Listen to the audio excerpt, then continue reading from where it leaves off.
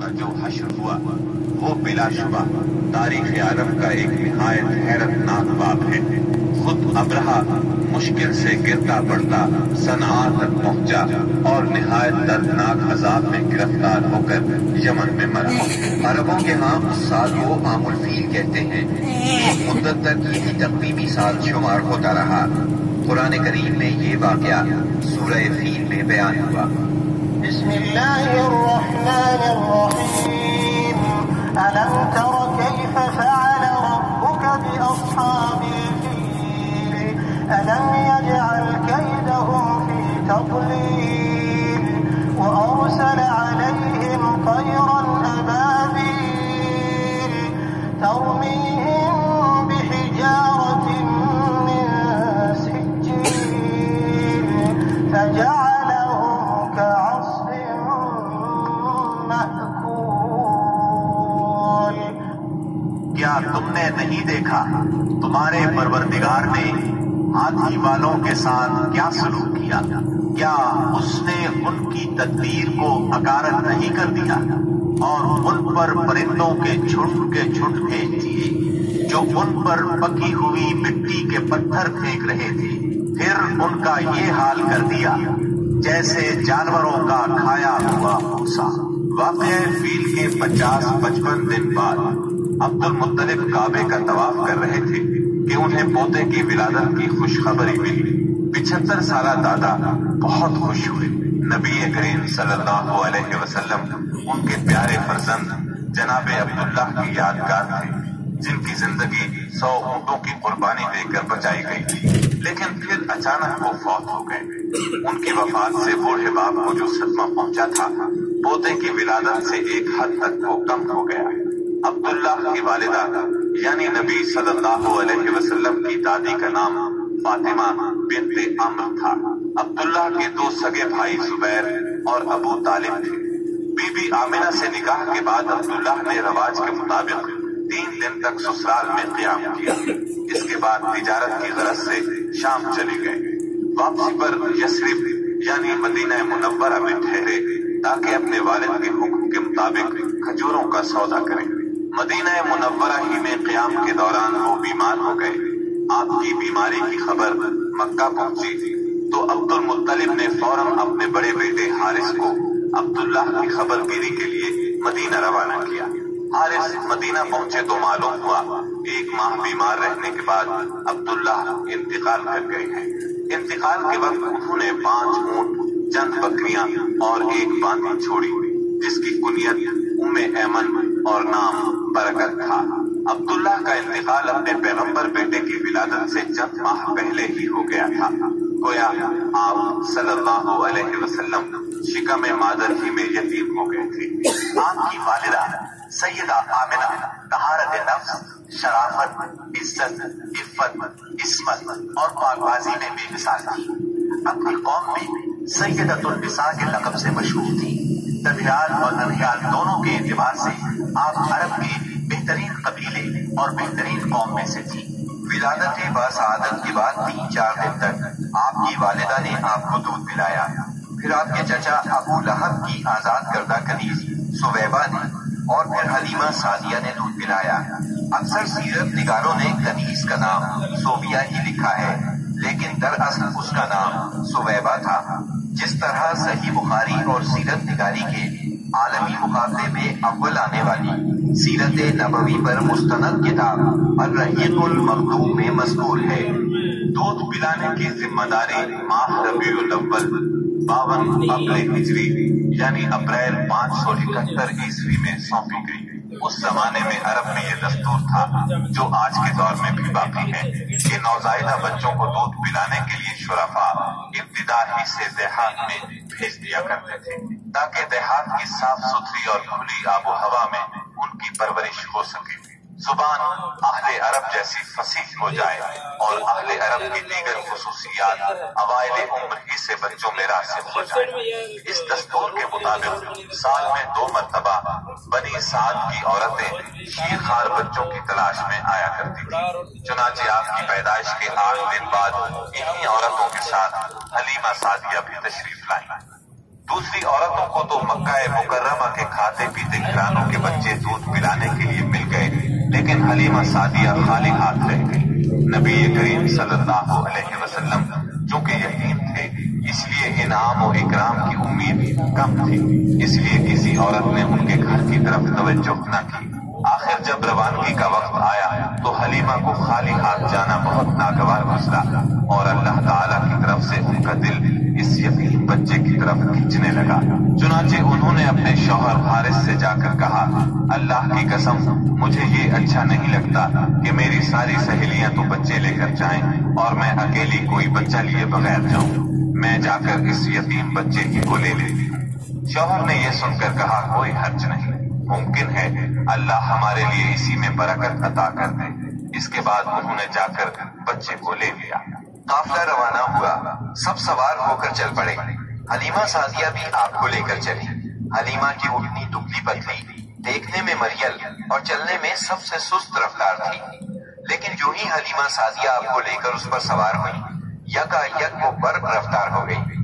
बाकी औरतों ने इस मंजर को हैरत से देखा कि हलीमा सादिया की मरियल ऊँटनी उनकी ताकतवर और तेज रफ्तार ऊँटनियों से आगे निकली जा रही थी और फिर वो उन सबको पीछे छोड़ गई।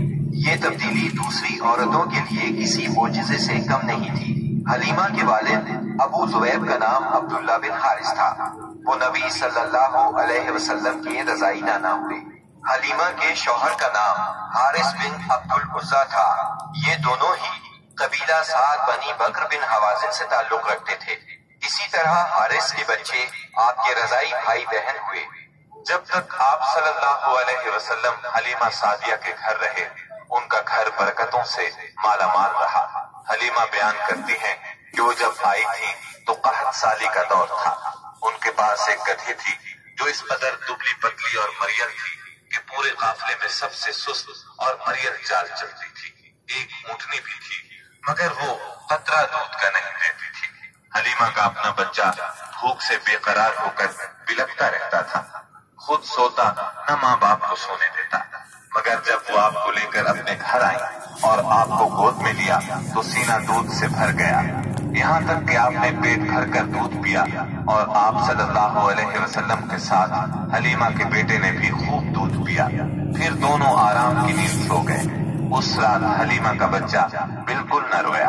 उधर शौहर ऊँटनी के पास गया तो क्या देखता है, थन से दूध उबला चाहता है। चुनाचे वो दूध दोहने लगा। उसने इस कदर दूध दोहा कि घर के सब बर्तन भर गए। दोनों ने खूब दूध पिया और आराम की नींद सो गए। हलीमा सादिया का घराना सबसे ज्यादा कहत ज़दा था, लेकिन मक्के से वापसी के बाद उनकी ये हालत हुई कि जब बकरियां चलकर घर वापस आई तो उनकी भूखें निकली हुई थी और थन दूध से लबरेज थे। अब घर वाले खूब दूध पीने लगे, जबकि कहत की वजह से दूसरे घरानों को दूध बिल्कुल नहीं मिलता था। यूं इस घराने को मुसलसल खैर और बरकत नसीब हुई। हलीमा का दस्तूर था कि वो हर 6 माह बाद आपको मक्के लाती, वालिदा और खानदान के लोगों से मिलाती और फिर अपने दियार बनी साथ वापस ले जाती। जब मुद्दत रज़ात पूरी हो गई तो दूध छुड़ाकर आपकी वालिदा के पास लाई। अब तक वो आपकी वजह से खैर और बरकत देख चुकी थी, इस वजह से चाहती थी कि आपको अभी उनके पास ही रहने दिया जाए। चुनाचे उन्होंने आपकी वालिदा से कहा, क्यों ना आप बच्चे को अभी मेरे पास ही रहने दें ताकि ये और मजबूत हो जाए। मुझे मक्के की वबा से डर लगता है। वालिदा इस पर राजी हो गई और हलीमा आपको लेकर खुश खुश अपने घर आ गई। इस तरह आप करीबन 2 बरस तक वहीं रहे। फिर आपके सीना मुबारक को चाक करने का वाक़या पेश आया। इस वाक़े से खौफजदा होकर हलीमा और उनके शौहर ने आपको आपकी वालिदा आमिना के हवाले कर दिया। अनस बिन मालिक रज़ी अल्लाहु अन्हु बयान करते हैं, आप बच्चों के साथ खेल रहे थे कि जिब्रील अलैहिस्सलाम तशरीफ लाए। आपको लिटाकर सीना चाक कर दिया। फिर आपका दिल निकाला और उसमें से एक लोथड़ा निकालकर फरमाया, ये तुमसे शैतान का हिस्सा है। फिर दिल को सोने के तश्त में जमजम के पानी से धोया और वापस सीना मुबारक में रख दिया। उधर बच्चे दौड़कर हलीमा सादिया के पास आए और कहने लगे, मुहम्मद को कत्ल कर दिया गया।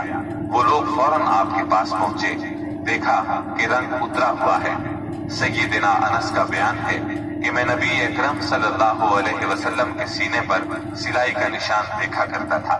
اس واقعے کے بعد آپ کو مکے پہنچا دیا گیا اور آپ نے اپنی ماں کے سایہ محبت میں اپنے خاندان کے اندر کوئی 2 برس گزارے۔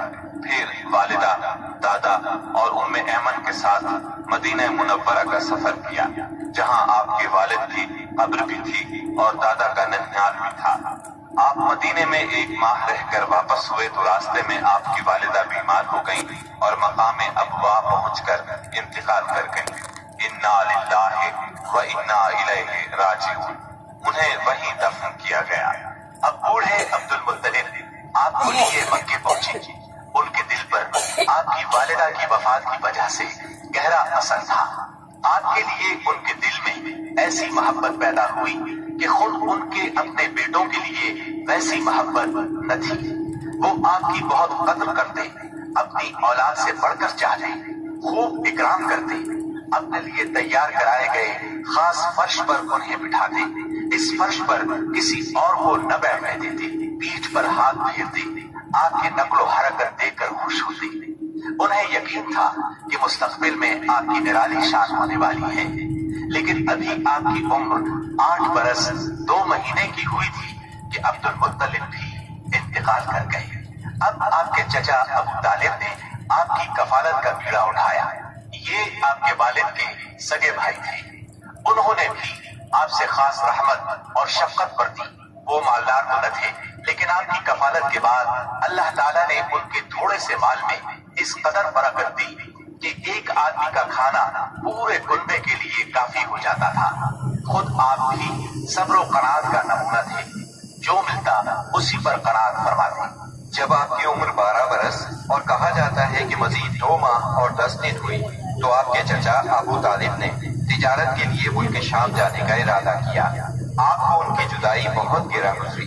ابو طالب خود بھی متاثر ہوئے، لہٰذا آپ کو اپنے ساتھ لے لیا۔ قافلہ ملک شام کی حدود میں پہنچا تو شہر بصرہ کے قریب پڑاؤ کیا۔ بحیرہ نامی عیسائیوں کا ایک راہب اپنے گرجے سے نکل کر ان کے پاس آیا اور قافلے کے درمیان سے گزر کر نبی صلی اللہ علیہ وسلم کے پاس پہنچا۔ پھر آپ کا ہاتھ پکڑ کر بولا، یہ دنیا کے سردار ہیں، پروردگار عالم کے رسول ہیں، اللہ انہیں رحمت عالم بنا کر بھیجے گا۔ میں انہیں مہر نبوت سے بھی پہچانتا ہوں۔ یہ کندھے کے نیچے نرم ہڈی کے پاس سیب کی طرح ہے اور ہم اس کا ذکر اپنی کتابوں میں بھی پاتے ہیں۔ پھر اس نے قافلے کی دعوت کی اور ابو طالب سے کہا، انہیں یہاں سے واپس بھیج دیں، ملک شام نہ لے جائیں، کیونکہ انہیں یہودیوں سے خطرہ ہے۔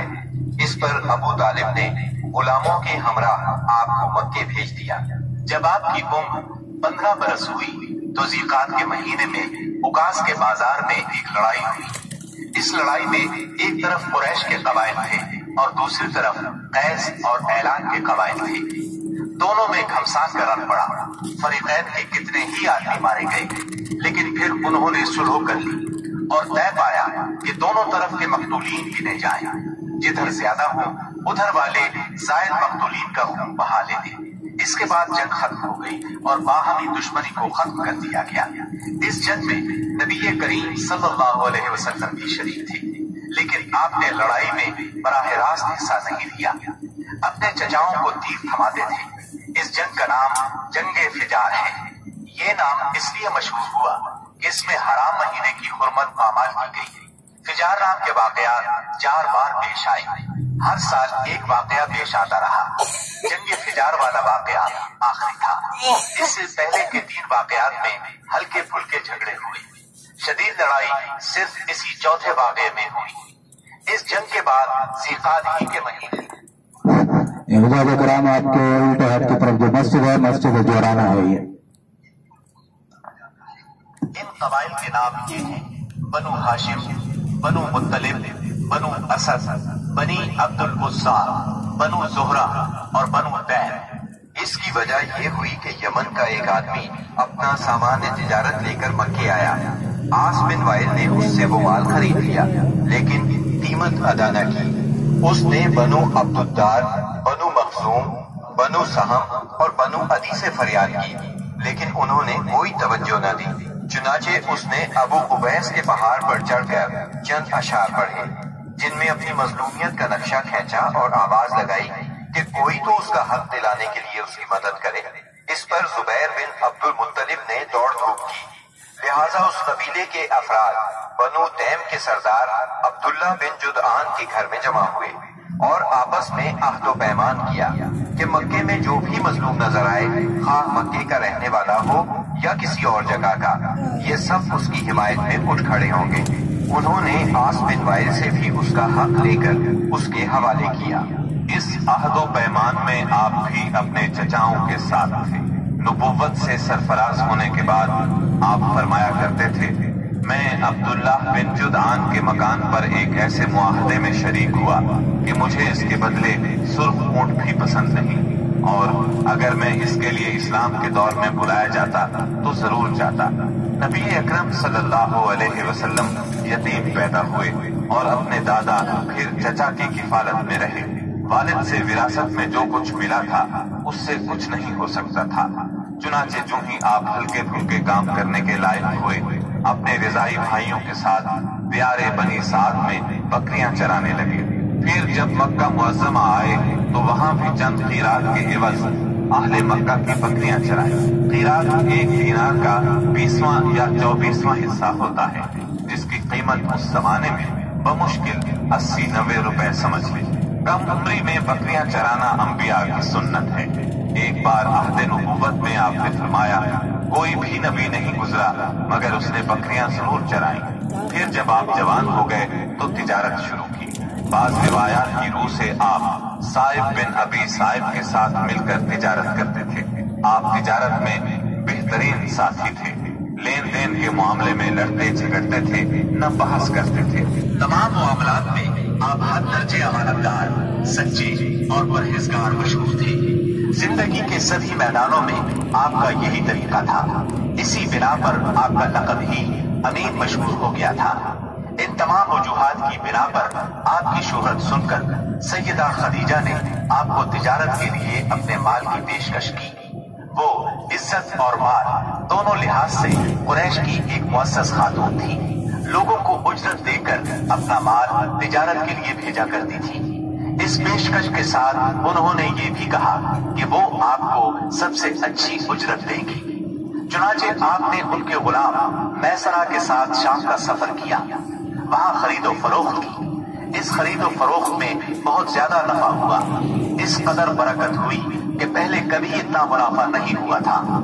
شام سے آپ مکہ واپس آئے اور سیدہ کی امانت انہیں سونپی۔ سیدہ خدیجہ نے امانت اور برکت کا یہ حال دیکھا تو حیرت زدہ رہ گئی۔ ادھر میسرہ نے بھی آپ کی باتیں انہیں بتائیں۔ تب سیدہ نے محسوس کر لیا کہ انہیں ان کی مراد مل گئی ہے، چنانچہ انہوں نے آپ سے اپنی سہیلی کے ذریعے سے شادی کی خواہش ظاہر کی۔ انہوں نے سیدہ خدیجہ کے چچا عمرو بن اسد کو پیغام بھیجا۔ اس طرح بات طے ہوئی۔ نکاح کا خطبہ ابو طالب نے پڑھا، اس میں اللہ کی حمد و ثنا کی، پھر آپ کے فضل و شرف کا ذکر کیا۔ اس کے بعد ایجاب و قبول کے الفاظ کہے اور مہر بیان کیا۔ یہ ملک شام کے سفر سے واپسی کے 2 مہینے اور چند دن بعد کی بات ہے۔ اس وقت آپ کی عمر 25 سال تھی اور سیدہ خدیجہ کی عمر 40 سال تھی۔ سیدہ خدیجہ کی شادی پہلے عتیق بن عائز مخزومی سے ہوئی تھی، وہ انتقال کر گیا تو ابو حالہ تیمی سے ہوئی، اس سے ایک بچہ بھی ہوا، مگر پھر ابو حالہ بھی فوت ہو گیا۔ اس کے بعد بڑے بڑے سرداران قریش نے شادی کا پیغام دیا، مگر سیدہ خدیجہ راضی نہ ہوئی، یہاں تک کہ اللہ تعالیٰ نے انہیں آپ کی طرف مائل کر دیا، اور اس طرح سیدہ کو آپ صلی اللہ علیہ وسلم کی زوجیت کا شرف حاصل ہوا۔ سیدہ خدیجہ نبی صلی اللہ علیہ وسلم کی پہلی بیوی تھی۔ ان کے جیتے جی آپ نے کسی اور سے شادی نہ کی۔ آپ کی تمام اولاد بھی انہی سے ہوئی، صرف ابراہیم ماریہ قبطیہ سے ہوئے۔ آپ کی اولاد کے نام یہ ہیں، پہلے قاسم پیدا ہوئے، پھر زینب، پھر رقیہ، پھر ام کلثوم، پھر فاطمہ، پھر عبداللہ۔ بعض مورخوں نے تعداد اولاد اور اولاد کی ترتیب اس سے مختلف بھی لکھی ہے۔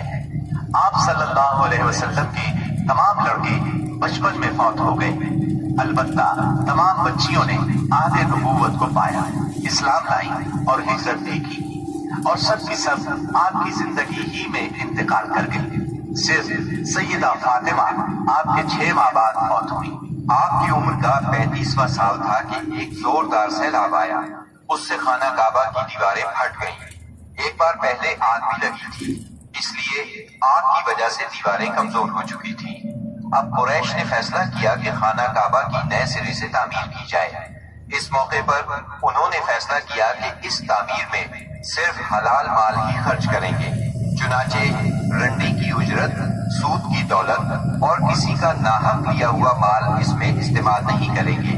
انہیں خانہ کعبہ گراتے ہوئے ڈر بھی لگ رہا تھا کہ کہیں اللہ کا عذاب نہ ٹوٹ پڑے۔ آخر کار ولید بن مغیرہ نے یہ کہہ کر ڈھانا شروع کر دیا کہ اللہ مصلحین کو ہلاک نہیں کرتا۔ جب لوگوں نے دیکھا کہ اسے کچھ نہیں ہوا تو وہ بھی اس کام میں شریک ہو گئے اور سیدنا ابراہیم علیہ السلام والی بنیاد تک خانہ کعبہ گرا ڈالا۔ اس کے بعد تعمیر شروع کی۔ تعمیر کے لیے ہر قبیلے کا الگ الگ حصہ مقرر تھا۔ معززین اپنے کاندھوں پر پتھر لاتے اور ڈھیر لگاتے۔ نبی کریم صلی اللہ علیہ وسلم اور آپ کے چچا عباس بھی پتھر ڈھو رہے تھے۔ تعمیر کا کام باقوم نامی ایک رومی معمار کر رہا تھا۔ مال چونکہ اس قدر جمع نہ ہو سکا تھا کہ سیدنا ابراہیم علیہ السلام والی بنیادوں پر تعمیر مکمل کی جا سکتی، اس لیے شمال کی طرف سے قریباً 6 ہاتھ چھوڑ کر اس پر ایک چھوٹی سی دیوار اٹھا دی گئی تاکہ علامت باقی رہے کہ یہ بھی خانہ کعبہ کا حصہ ہے۔ اس کو ہجر اور حتیم کہتے ہیں۔ جب دیوار حجر اسود تک اٹھ گئی تو ہر سردار نے چاہا حجر اسود کو اس کی جگہ رکھنے کا شرف اسے حاصل ہو۔ اس پر سخت جھگڑا اٹھ کھڑا ہوا جو 4-5 روز تک جاری رہا۔ کسی طرح فیصلہ نہ ہو پایا کہ حجر اسود کون رکھے گا، اور قریب تھا کہ حرم میں خون ریزی ہو جائے، لیکن ابو امیہ کی ایک تجویز سب نے منظور کر لی۔ ابو امیہ سب سے زیادہ عمر رسیدہ تھا۔ اس نے کہا، میری تجویز یہ ہے کہ کل صبح مسجد حرام کے دروازے سے جو شخص سب سے پہلے داخل ہو اس سے فیصلہ کرا لیا جائے، یعنی وہ جس کے حق میں فیصلہ دے دے حجر اسود وہی اس کی جگہ پر رکھے گا۔ دوسرے دن صبح سویرے جو شخص سب سے پہلے داخل ہوا وہ نبی اکرم صلی اللہ علیہ وسلم تھے۔ قریش آپ کو دیکھتے ہی بول پڑے، هذا الامین رضینا هذا محمد، یہ تو محمد ہیں جو کہ امین ہیں، ہم ان سے راضی ہیں۔ پھر آپ ان کے نزدیک پہنچے تو آپ کو تفصیل سنائی گئی۔ آپ نے اس مسئلے کا حل یہ نکالا کہ ایک چادر لی، اس میں حجر اسود کو رکھا اور سب سرداروں سے کہا اس چادر کو سب لوگ کناروں سے پکڑ کر اٹھائیں۔ سب نے ایسا ہی کیا۔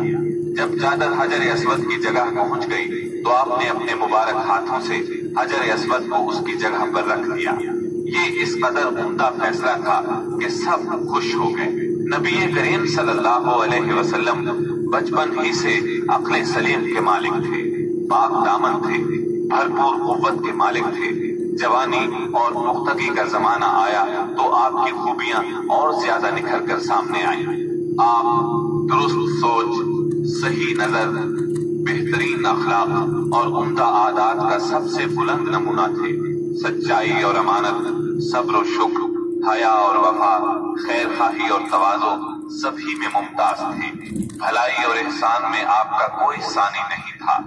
ابو طالب نے کیا کہا ہے، ابیض یستسقی الغمام بوجہہ، ثمار الیتامی عصمۃ للآمن۔ وہ گورے مکھڑے والا جس کی برکت سے ابر رحمت برستا ہے، وہ یتیموں کا سہارا اور بیواؤں کا نگہبان ہے۔ آپ بہت صلہ رحمی کرنے والے تھے، لوگوں کا بوجھ اپنے سر لیتے تھے۔ کنگال کی ایسی مدد فرماتے کہ مالدار ہو جاتا یا روزگار سے لگ جاتا، مہمان کی مہمانی کرتے اور مصیبت کے مارے منہوں سے تعاون فرماتے۔ اللہ تعالیٰ نے آپ کی حفاظت اور نگہبانی کا خاص انتظام فرمایا تھا، اور قوم کے اندر پھیلی ہوئی خرافات اور برائیوں کے خلاف آپ کے دل میں نفرت ڈالی۔ چنانچہ آپ بتوں کی عید پر حاضر ہوتے، نہ شرک کے میلوں میں جاتے اور نہ آپ آستانوں یا غیر اللہ کے نام پر ذبح کیا ہوا جانور کھاتے، نہ بتوں ہی کو چھوتے اور نہ ان سے تقرب حاصل کرتے تھے۔ لات اور عزا کی قسم تو سننا بھی گوارا نہ فرماتے۔ شراب نوشی اور کھیل کود کی مجلسوں سے آپ انتہائی دور تھے۔ ایسی کسی مجلس میں آپ نے کبھی شرکت نہ فرمائی، جبکہ یہی مجلس جوانوں کی تفریح اور دوستوں سے ملاقات کے مقامات تھی۔ اللہ نے آپ کو خلوت پسندی عطا فرمائی تھی۔ عربوں کی جہالت اور گناہ آلود زندگی نے آپ کو افسردہ اور غمگین بنا دیا تھا۔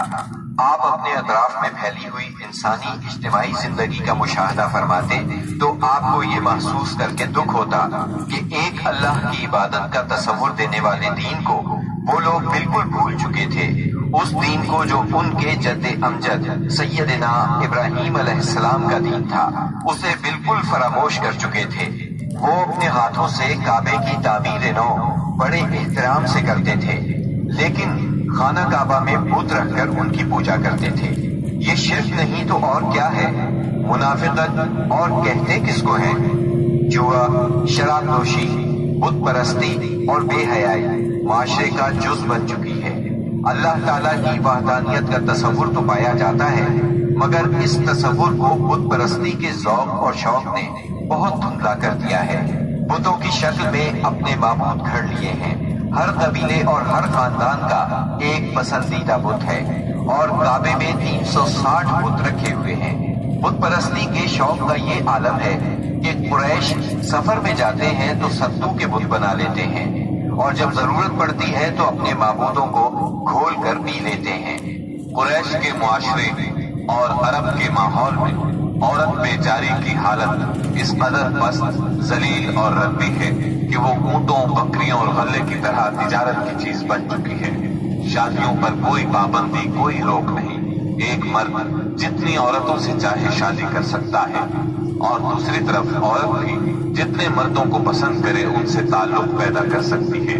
چوری چھپے آشنائی سے لے کر کھلی بے حیائی تک ہر برائی کی جاتی ہے۔ بستی اور گراوٹ کی انتہا ہے کہ منقولہ اور موروثی جائیداد کی طرح باپ کی بیویاں بھی بیٹے کو ورثے میں ملتی ہیں، اور وہ اپنی حقیقی ماں کے سوا اپنی سوتیلی ماؤں سے شادی کرنے میں کسی قسم کی آر محسوس نہیں کرتا۔ اس بے حیائی کے ساتھ عربوں میں ایک شدید مجرمانہ قسم کی غیرت بھی پائی جاتی ہے، وہ یہ کہ ہماری لڑکیاں کسی کو بیاہ ہی نہ جائیں، کوئی مرد ہمارا داماد نہ بنے۔ سنگ دلی کی حد تک اس غیر فطری غیرت کے سبب لڑکیاں زندہ دفن کی جاتی ہیں، اور اس انتہا درجے کی بے رحمی پر الٹا فخر کیا جاتا ہے۔ آقا کو غلاموں کی موت اور زندگی پر پورا مالکانہ اختیار حاصل ہے۔ ملک میں کوئی مرکزیت نہیں پائی جاتی۔ ہر قبیلہ اپنے ایک سردار کے ماتحت خود مختار بنا بیٹھا ہے۔ اس چیز نے قبائل کو شدید قسم کی رقابتوں میں مبتلا کر دیا ہے۔ ذرا ذرا سی بات پر تلواریں نیام سے باہر آ جاتی ہیں، اور بڑی خوفناک جنگیں ہوتی ہیں، جن کا سلسلہ کئی پشتوں تک جاری رہتا ہے۔ آنے والی نسلیں اپنے اسلاف اور آباء و اجداد کے خون کا انتقام لیتی ہیں۔ گھڑ دوڑ میں گھوڑا دوڑانے